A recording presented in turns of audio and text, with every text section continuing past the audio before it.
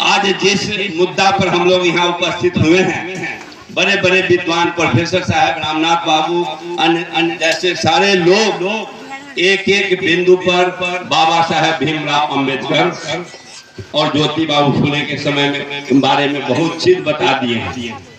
लेकिन मैं मूल रूप से कहना चाहूंगा, विश्व के महाजयंती के महानायक भारत रत्न बाबा साहेब डॉक्टर भीमराव अंबेडकर के महान जयंती पर हम लोग उनको कोटि कोटि नमन करते हैं, फूले बाबा को नमन करते हैं। और मैं कहना चाहता हूं कि नूर है सब में इलाही को बुझा सकता है कौन, जिसके हामी है खुदा उसको मिटा सकता है कौन। इनको मिटाने वाला किसका हस्ती है? संविधान बाबा साहेब अम्बेडकर के द्वारा रचित है। उस संविधान पर भारत चलेगा और जब तक दुनिया का अंत नहीं होगा तब तक भारत संविधान से चलेगा, जिसको बाबा साहेब अम्बेडकर ने बनाया है।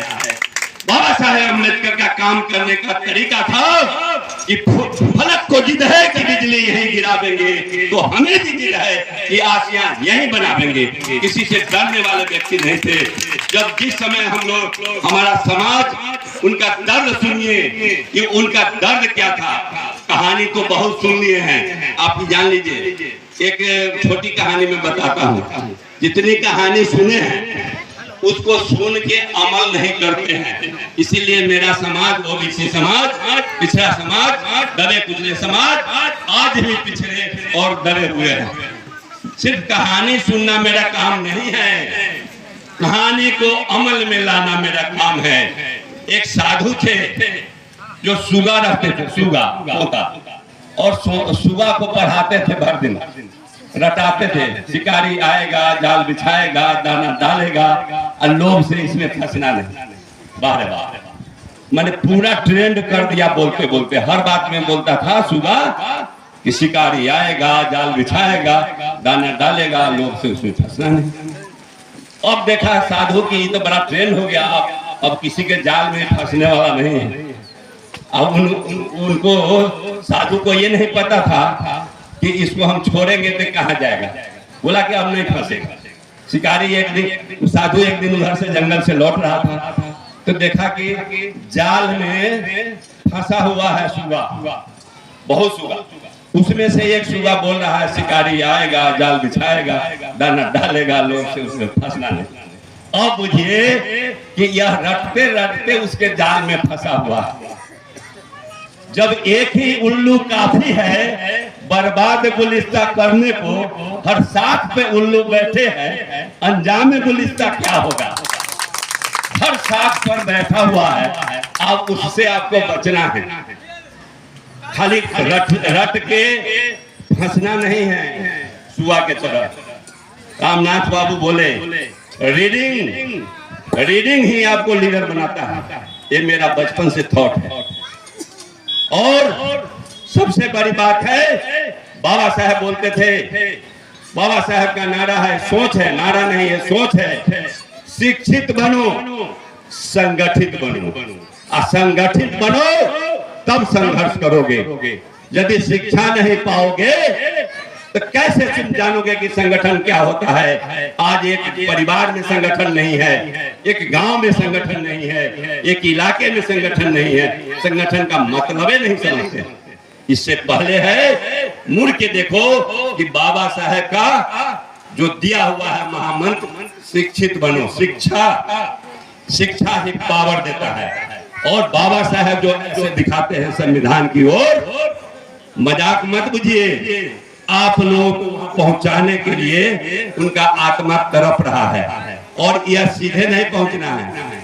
जितने भी संविधान में वर्णन किया हुआ है, चाहे सांसद हो, चाहे विधानसभा हो, चाहे एमएलए हो, एमपी हो, डीएम हो, एसपी हो, प्रशासन के, शासन के जितने भी चीज है, बिना शिक्षा के आप प्राप्त नहीं कर सकते। इसलिए रटी रटाई चीज को करना, किताब में बहुत चीज है, लेकिन आप ये जानते हैं बाबा साहेब भीमराव अम्बेडकर रात भर पढ़ते थे, रात भर सोचते थे। उनको ये चिंता था कि मेरा समाज सो रहा है, जगा नहीं है तो मैं जगूंगा, और जब मैं जगूंगा मेरा विचार जगेगा तो मेरा समाज जगेगा। इस विचारधारा से मेरा अंबेडकर साहब रात रात भर जगते थे। जो व्यक्ति रात रात भर जगकर और इतना बड़ा सोच रखता था, उनके साथ जो भी प्रताड़ना किया गया, जो भी छुआछूत से लेके हर तरह की प्रताड़ना किताब में लिखा हुआ आप वो पढ़ लीजिएगा। सारा वेदना को सहते हुए लेकिन हिले नहीं, अपने काम पर अडिग रहे। क्या मार सकेगी मौत उसे, औरों के लिए जो जीता है, मिलता है जहां में प्यार उसे, और औरों का जो आंसू पीता है वो अपने समाज का आंसू पीने के लिए जगते थे। क्या किसका ताकत था कि उसको मार देता? चाहे उस समय भी बगावत बहुत बिंदुओं पर शासन से भी बगावत किया और दिखा दिया, लेकिन दुर्भाग्य है संविधान बनाने वाले बाबा डॉक्टर भीमराव अम्बेडकर साहब ने हम लोग को संविधान बनाकर दे दिया और वोट का अधिकार दिया। सबसे बड़ा अधिकार क्या दिया? वोट का अधिकार दिया। और उस वोट के अधिकार से आप या अपने को चुनिए या परायों को चुनिए, आपके हाथ में है। और इस वोट का छाती पर हाथ रख के आप लोग सोचिए, बोलिए कि इस वोट को आप सदुपयोग करते हैं कि दुरुपयोग करते हैं। ये आपका अधिकार है।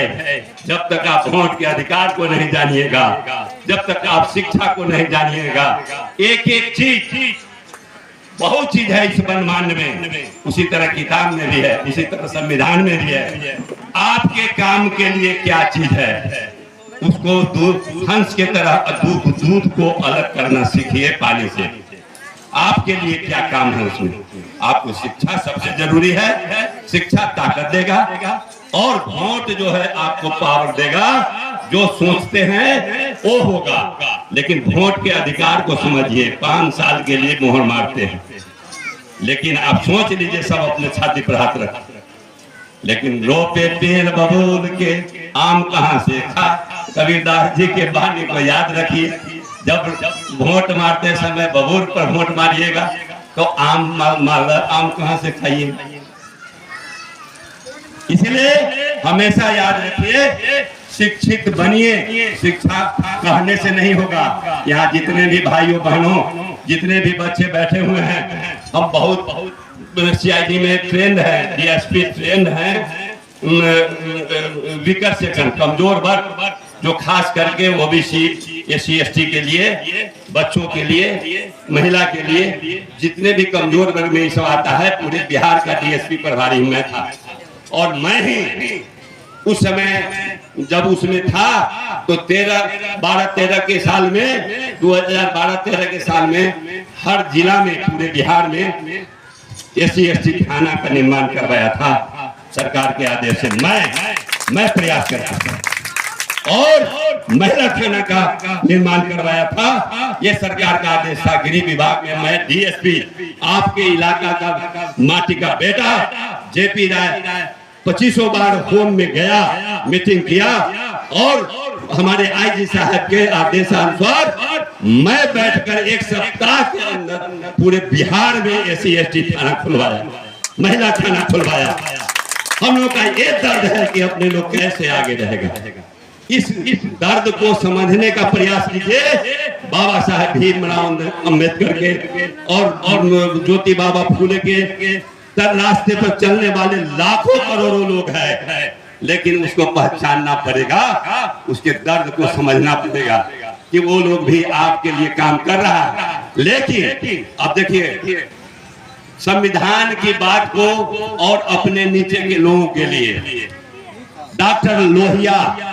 डॉक्टर राम मनोहर लोहिया जी ने सोचा, कल्पना किया कि इसको संविधान में जो डॉक्टर भीमराव अम्बेडकर साहब ने हमको पावर दिया, उसको कैसे लागू करे कि अपने नीचे के दबे कुचले लोगों को फायदा मिले। उसको कर्पूरी ठाकुर साहब, जननायक कर्पूरी ठाकुर साहब ने लागू करने का प्रयास किया। डॉक्टर राम मनोहर लोहिया ने सोचा और इन्होंने लागू करने का प्रयास किया डॉक्टर कर्पूरी ठाकुर साहब ने, और पूर्णतः लागू किसने किया? जिसका नाम है लालू प्रसाद यादव, जो पूर्णतः आपके हर चीज को, समता को मिटाने का काम बाबा साहब अम्बेडकर का जितने भी सपना है उसमें से कुछ अंश आप लोगों के लिए समता को मिटाने में अपना खर्च किए। इसलिए बहुत लोग लगे हुए हैं जो आपके लिए काम कर रहे हैं, लेकिन आप जिसके लिए कर रहे हैं उसको भी तो जगना होगा, हमको भी तो जगना होगा ना, कि मेरे लिए खाली सब सोचते रहे हम जगे नहीं। अब देखिए उसी सीआईडी में मैंने जुवेनाइल पर बहुत बड़ा प्रशिक्षण किया, ट्रेनिंग किया। ये बच्चे जो है आज ये 12 साल से लेकर 18 साल के बच्चे, 20 साल के बच्चे, उसको जुवेनाइल हम लोग बोलते हैं। जुवेनाइल का ट्रेनिंग मैंने हैदराबाद में जाके किया। जुवेनाइल का मतलब है कि आज जितने भी क्रिमिनल है, बड़े बड़े क्रिमिनल, जब हम थाना डीएसपी थे, अब नहीं भी है, हम देखते हैं कि किसी भी बड़े बड़े अपराध में सिर्फ 18 साल के 14 साल के बच्चा पकड़ा रहा है। क्या है भाई? यही मर्डर कर दिया, यही गोली मार दी। कौन है? कौन भाई? फलना पासवान, फलना यादव, फलना कोहरी, यही मार दिया है। अरे कैसे मार दिया? इसका प्लानिंग कैसे बना दिया? जुवेनाइल इतना वो बच्चा नहीं, ये जालिम रोशन जितने भी शातिर क्रिमिनल था, ये इसको बच्चे को हथियार बना के फायदा उठाया। 50 लाख रुपया लिया, 5000 बच्चे को देकर 5000 रुपया देके मरवा दिया, लुटवा दिया। इसलिए सावधान हो जाइए। एक तरह से मैं सावधान करने भी आया हूँ। बाबा साहेब भीमराव अम्बेडकर के जन्मदिन शताब्दी समारोह 132वां समारोह पर मैं आप लोगों से संकल्प करवाना चाहता हूं कि आप अपने बच्चा को पढ़ावे, प्रैक्टिकल रूप में पढ़ावे, कहानी नहीं सुने, और पढ़ाने के साथ साथ उस पर नजदीक से निगरानी भी रखिए कि आपका बच्चा करता क्या। आप पढ़ाने भेज दिए, निश्चित रूप से गार्जियन को इतना फुर्सत नहीं है, लेकिन वह बच्चा करता क्या है। नहीं कहते हैं कि सभी बच्चा 100 में सभी खराब हो जाता है, लेकिन 25-30 बच्चे इतना गलत रास्ते पर चले जाते हैं, इतना गलत संगति में चले जाते हैं, नशा के संगति में चले जाते हैं, अपराधी के संगति में चले जाते हैं, और बाद में आपके चाहने पर भी वापस नहीं आता है। और इस बात को बहुत सा गार्जियन इसको महसूस करते हो। इसलिए आंख खोलिए। बाबा साहब के ये शताब्दी मनाने से खाली आपका मकसद पूरा नहीं होगा, इनके बताए हुए मार्गों पर चलने से आपका मकसद पूरा होगा। इसलिए साथियों, आप अभी से भी यह जान लीजिए, अपने बच्चों को पढ़ाना शुरू करिए, पढ़ा के उसको सही रास्ता पर ले जाना शुरू करिए। इसके बाद उसको कहीं गलत संगति में नहीं फंस रहा है, इसका नजदीक से देखना शुरू करिए। इसलिए खुदे को कर बुलंद इतना कि हर तदबीर से पहले खुदाई पूछे बंदे से, बता तेरी रजा क्या है। ऐसा बुलंद रहिए। शिक्षा यदि लेगा तो बनेगा कैसे नहीं, पढ़ेगा तो पास होगा कैसे नहीं, पढ़ेगा तो रिजल्ट आएगा कैसे नहीं, और जब अच्छा पढ़ाई करेगा तो आईएएस अफसर बनेगा कैसे नहीं, एसपीडीएम बनेगा कैसे नहीं। इसीलिए पढ़ाइए। अंत में मैं इतना ही कह के बाबा साहेब ज्योति बाबा फुले को कोटि कोटि नमन करता हूं, और आप लोगों को प्रणाम करता हूं, आदाब करता हूं, सलाम करता हूं, जय हिंद करता हूं। और आप लोगों को कहना चाहता हूं, या खुदा अपनी अदालत में मेरी जमानत रखना, या खुदा अपनी अदालत में मेरी जमानत रखना। हम लोग तो आते जाते रहेंगे, यहाँ के लोगों को बाबा साहेब के विचार को सलामत रखना। जय हिंद, जय भारत।